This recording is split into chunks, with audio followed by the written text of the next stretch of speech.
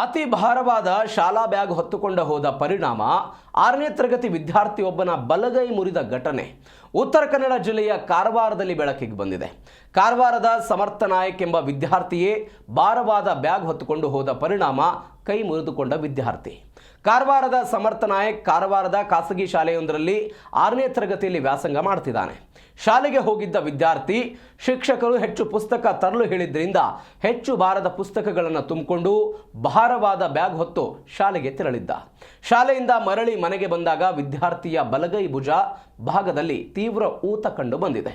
ತಕ್ಷಣ ಆತಂಕಗೊಂಡ ಪೋಷಕರು ವಿದ್ಯಾರ್ಥಿಯನ್ನ ಕಾರವಾರದ ಕ್ರಿಮ್ಸ್ ಆಸ್ಪತ್ರೆಗೆ ಕರೆದೊಯ್ದು ತಪಾಸಣೆ ಮಾಡಿದ್ದಾರೆ. ವೈದ್ಯಕೀಯ ಪರೀಕ್ಷೆಯ ವೇಳೆ ವಿದ್ಯಾರ್ಥಿಯ ಬಲಗೈ ಮುರಿದಿರುವುದು ದೃಢಪಟ್ಟಿದೆ. ಈ ಘಟನೆ ಸಣ್ಣ ಮಕ್ಕಳ ಮೇಲೆ ಅತಿಯಾದ ಪುಸ್ತಕಗಳು ಮತ್ತು ಶಾಲಾ ಬ್ಯಾಗ್ನ ಹೊರೆ ಹೊರಿಸ್ತಾ ಇರುವ ಖಾಸಗಿ ಶಾಲೆಗಳ ಅಪಾಯಕಾರಿ ರೂಢಿಯ ಬಗ್ಗೆ ಸಾರ್ವಜನಿಕ ವಲಯದಲ್ಲಿ ಪ್ರಶ್ನೆ ಎತ್ತುವಂತೆ ಮಾಡಿದೆ.